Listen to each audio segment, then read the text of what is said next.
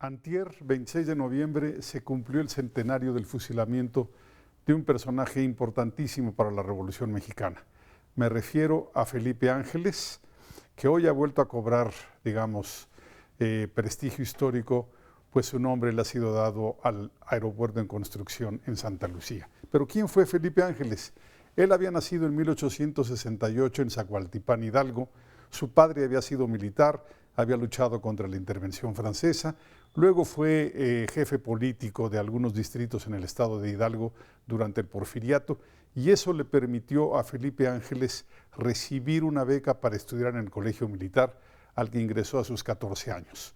Hizo una magnífica carrera, fue enviado a estudiar artillería a París como posgrado.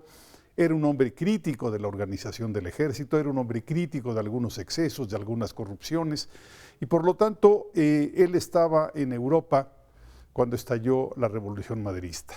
El no haber estado en México, el no haber tenido que luchar contra la Revolución Maderista o el no haber tenido que romper con el ejército federal, le permitió colaborar con el gobierno de Madero.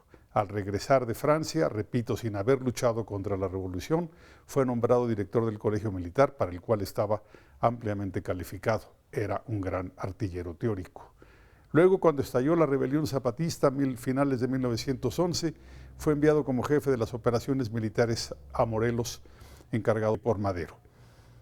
Hizo una campaña conocida como respetuosa de los derechos humanos. No fusiló, no incendió pueblos, no hubo violaciones. Sin embargo, vino el cuartelazo de febrero de 1913. El propio Madero fue a Morelos, fue a Cuernavaca, para pedirle a Felipe Ángeles que se concentrara en Ciudad de México. Sin embargo, al mismo tiempo lo nombró como subalterno de Victoriano Huerta, a quien le encargó la jefatura de operaciones de la plaza. Fue un subordinado de Huerta durante la Decena Trágica. Fue encarcelado junto con Madero y Pino Suárez por Huerta, sin embargo no fue fusilado para que no generara divisiones al interior del ejército. En cambio se le comisionó a Europa. Regresó a finales de 1913 para incorporarse a la Revolución Mexicana. Carranza pensaba nombrarlo subsecretario de guerra. Sin embargo, a eso se opuso Obregón y otros jefes revolucionarios, alegando que un militar porfirista no podía estar al frente del ejército revolucionario.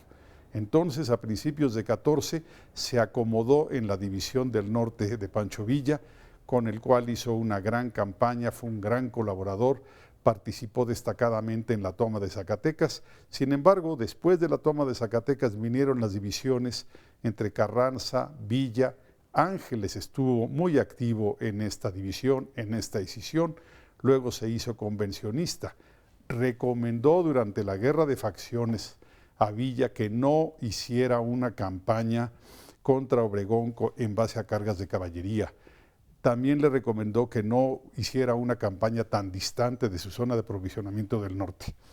Villa no le hizo caso, fue derrotado.